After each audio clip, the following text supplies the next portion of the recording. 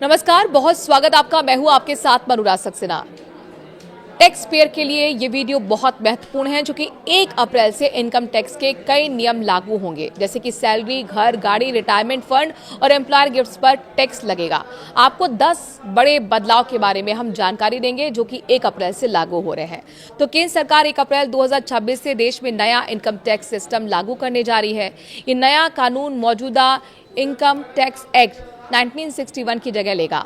Income tax rules 2026 के draft के मुताबिक middle class tax payers, private sector के कर्मचारी और बड़े बिजनेस घरानों के लिए टैक्स कैलकुलेशन के तरीके पूरी तरह से बदल जाएंगे।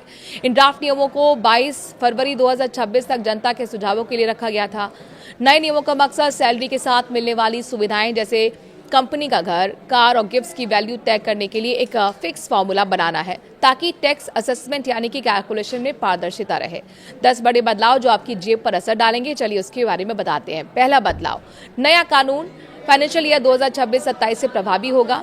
इनकम टैक्स रूल्स 2026 आधिकारिक तौर पर 1 अप्रैल 2026 से लागू होंगे। इसका मतलब है कि ये नियम वित्त वर्ष 2026-27 की कमाई और असेसमेंट ईयर 2027-28 के टैक्स रिटर्न पर लागू होंगे। ये नया इनकम टैक्स एक्ट 2025 को सपोर्ट करने के लिए लाया गया है, जिसमें टैक्स कैलकुलेशन के प्रोसेस को और सरल बनाया गया है। बदलाव नंबर 2, रिटायरमेंट फंड में अब 7.5 लाख से ज्यादा योगदान पर टैक्स। अगर आपकी कंपनी आपके पीएफ, एनपीएस और सुपर एन्युएशन फंड में साल भर में 7.5 लाख से ज्यादा जमा करती है, तो अब उस पर टैक्स लगेगा।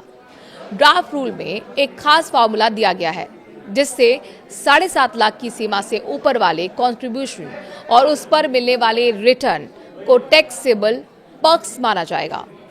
बदलाव नंबर 3, कंपनी के एकोमोडेशन की वैल्यू फिक्स होगी।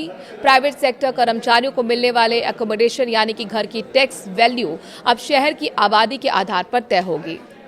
40 लाख से ज्यादा अगर आबादी है तो सैलरी का 10% हिस्सा टैक्सेबल वैल्यू माना जाएगा। 15 से 40 लाख की आबादी है तो सैलरी का 7.5% हिस्सा टैक्सेबल वैल्यू माना जाएगा। वहीं अन्य शहरों की बात करें तो सैलरी का 5% होगा। अगर कर्मचारी खुद कुछ किराया चुका रहा है तो उसे इस वैल्यू में से घटा दिया जाएगा।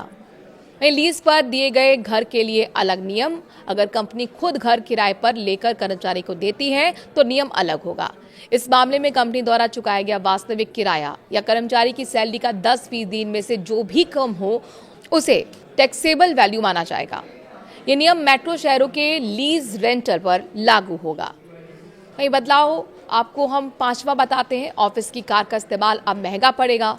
ऑफिस की गाड़ी पर्सनल और आधिकारिक दोनों कामों के लिए इस्तेमाल करने पर फिक्स मंथली टैक्स वैल्यू तय की गई है। लगभग 1.6 लीटर इंजन तक 5,000 प्रति महीना, 1.6 लीटर से बड़े इंजन 7,000 प्रति महीना, ड्राइवर की सुविधा 3,000 प्रति महीना। इन फिक्स वैल्यू को सैलरी इनकम के साथ जोड़कर टैक्स निकाला जाएगा। वहीं बदलाव नंबर 6, त्योहार पर गिफ्ट्स की लिमिट। 15,000 की कंपनियों से मिलने वाले गिफ्ट, वाउचर या फिर टोकन अब साल भर में कुल 15,000 तक ही टैक्स फ्री होंगे। अगर पूरे साल में गिफ्ट की वैल्यू 15,000 से ज्यादा हुई तो पूरी राशि पर टैक्स देना होगा। अब तक ये सीमा काफी कम थी। बदलाव नंबर 7, ऑफिस में 200 तक का खाना टैक्स फ्री रहेगा। वर्किंग आवर्स के दौरान मिलने वाले खाने या फिर नॉन अल्कोहलिक बेवरेज पर टैक्स नहीं लागू होगा, बशर्ते उसकी वैल्यू 200 प्रति मील से ज्यादा ना हो। इनमें ऑफिस कैंटीन, मील कूपन और कॉर्पोरेट मील प्रोग्राम शामिल हैं। एम्प्लॉयर से लिए गए लोन पर टैक्स। अगर कंपनी बिना ब्याज या कम ब्याज पर लोन देती है तो उस फायदे पर टैक्स लगेगा। टैक्स का कैलकुलेशन एसबीआई की ब्याज दर के आधार पर होगा। 2 लाख तक के लोन या फिर गंभीर बीमारी के इलाज के लिए गए लोन पर कोई टैक्स नहीं लगेगा। बदलाव नंबर 9, टैक्स फ्री इनकम से जुड़े खर्चों पर नियम है। अगर आप ऐसी कमाई करते हैं जिस पर टैक्स नहीं लगता तो उससे जुड़े खर्चों को क्लेम करने का नया फॉर्मूला आया है। निवेश की एवरेज सालाना वैल्यू का 1% हिस्सा खर्च के रूप में माना जाएगा, लेकिन ये राशि आपके द्वारा क्लेम किए गए कुल खर्च से ज्यादा नहीं हो सकती है। और बदलाव नंबर 10, विदेशी डिजिटल बिजनेस पर 2 करोड़ की लिमिट। डिजिटल बिजनेस करने वाले विदेशी कंपनियों के लिए सिग्निफिकेंट इकोनॉमिक प्रेजेंस की सीमा तय की गई है। अगर किसी कंपनी का भारत में रेवेन्यू 2 करोड़ से ज्यादा है या उसके 3 लाख से ज्यादा भारतीय यूजर्स हैं तो उसे भारत में टैक्स देना होगा। क्या होता है पक्स? सैलरी के अलावा कंपनी से मिलने वाली सुविधाओं को पक्स कहते हैं, जैसे फ्री कार, घर, क्लब मेंबरशिप और या फिर नौकर। इनकम टैक्स विभाग इन्हें भी अपनी कमाई मानता है और इनकी एक वैल्यू निकालकर उस पर टैक्स वसूलता है। फॉर्म 16 और सैलरी स्लिप पर असर टैक्स पेयर्स की मुताबिक इन बदलावों का सीधा असर आपकी टेक होम सैलरी पर पड़ सकता है। कंपनियों को अपनी सैलरी स्ट्रक्चर और सॉफ्टवेयर अपडेट करने होंगे ताकि फॉर्म 16 और सैलरी स्लिप में नई वैल्यू दिख सके। अब ऐसे में टैक्स पेयर्स क्या करें, ये आप समझ लीजिए और जान लीजिए।